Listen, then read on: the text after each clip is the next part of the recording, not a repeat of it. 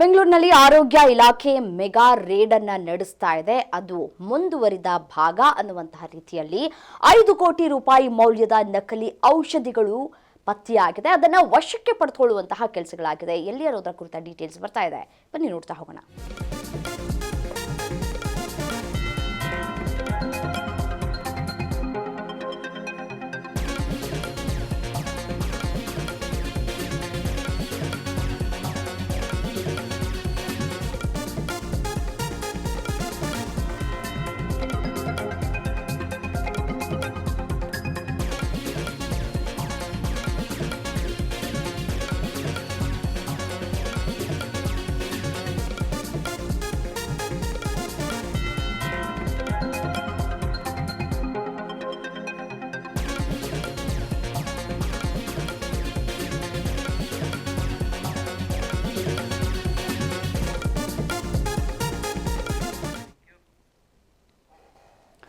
ಬೆಂಗಳೂರಿನಲ್ಲಿ ಆರೋಗ್ಯ ಇಲಾಖೆ ಮೆಗಾ ರೇಡ್ ನಡೆಸಿದೆ. 5 ಕೋಟಿ ರೂಪಾಯಿ ಮೌಲ್ಯದ ನಕಲಿ ಔಷಧಿಗಳನ್ನು ವಶಕ್ಕೆ ಪಡೆದುಕೊಳ್ಳಲಾಗಿದೆ.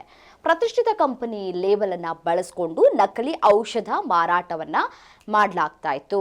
ಆಯುಕ್ತ ಶ್ರೀನಿವಾಸ್ ನೇತೃತ್ವದ ತಂಡದಿಂದ ಈ ದಾಳಿ ನಡೆದಿದೆ. ಔಷಧ ಮರು ಪ್ಯಾಕಿಂಗ್ ಮಾಡಿ ಅಸಲಿಯಂತೆ ಮಾರಾಟವನ್ನ ಮಾಡ್ತಾ ಇದ್ರು. ಡ್ರಗ್ ಲೈಸೆನ್ಸ್ ಇಲ್ಲದೆ ಘಟಕವನ್ನ ನಿರ್ವಹಿಸ್ತಾ ಇದ್ದಂತಹ ಆರೋಪ ಕೂಡ ಇದೆ. ನಕಲಿ ಔಷಧಗಳು ಎಲ್ಲಿಗೆ ಸರಬರಾಜು ಆಗ್ತಾ ಇದ್ವು ಅಂತ ಹೇಳಿ ತನಿಖೆಯನ್ನ ಮಾಡ್ತಾ ಇದ್ದಾರೆ. ನಕಲಿ ಔಷಧ ಜಾಲದ ಹಿಂದೆ ಇರುವಂತಹ ಕಳ್ಳರ ಪತ್ತೆಗೆ ಇದೀಗ ಖಾಕಿ ಮುಂದಾಗ್ತಾ ಇದೆ. ನೋಡಿ, ಬೆಂಗಳೂರಿನಲ್ಲಿ ಆಹಾರ ಸುರಕ್ಷತೆ ಮತ್ತೆ ಔಷಧಿ ಆಡಳಿತ ಇಲಾಖೆ ಅತಿ ದೊಡ್ಡ ಕಾರ್ಯಾಚರಣೆಯನ್ನ ನಡೆಸಿದ್ದು 30ಕ್ಕೂ ಹೆಚ್ಚು ಅಧಿಕಾರಿಗಳು ಜಂಟಿಯಾಗಿ ದಾಳಿಯನ್ನ ನಡೆಸಿದ್ದಾರೆ. ದೃಶ್ಯದಲ್ಲಿ ಗಮನಿಸ್ತಾ ಇದ್ದೀರಿ ನೋಡಿ, ಯಾವ ರೀತಿಯಾಗಿ ಔಷಧಿಗಳನ್ನ ಮರು ಪ್ಯಾಕಿಂಗ್ ಮಾಡಿಕೊಂಡು ಮಾರಾಟವನ್ನ ಮಾಡ್ತಾ ಇದ್ರು, ಹೇಗೆ ದಾಳಿಯನ್ನ ಮಾಡಿದ್ದಾರೆ ಅಧಿಕಾರಿಗಳು ಅಂತ ಹೇಳಿ. ಪ್ರಶಾಂತ್ ಎಂಬ ವ್ಯಕ್ತಿ ಸ್ಥಳೀಯರಿಂದ ಫಾರ್ಮ್ ಹೌಸ್ ಅನ್ನ ಲೀಸ್ಗೆ ಪಡೆದುಕೊಂಡು ಕಳೆದ 1 ವರ್ಷಗಳಿಂದಲೂ ಕೂಡ ಈ ನಕಲಿ ದಂಧೆಯಲ್ಲಿ ತೊಡಗಿದ್ದ ಅನ್ನೋದು ಗೊತ್ತಾಗ್ತಾ ಇದೆ.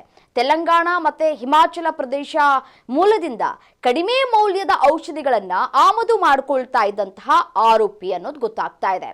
ಹಲವು ಬಹುರಾಷ್ಟ್ರೀಯ ಕಂಪನಿಗಳ ಲೇಬಲ್ಗಳನ್ನು ಬಳಸಿಕೊಂಡು ಮರು ಪ್ಯಾಕಿಂಗ್ ಅನ್ನ ಮಾಡ್ತಾ ಇರೋದು ಬೆಳಕಿಗೆ ಬರ್ತಾ ಇದೆ.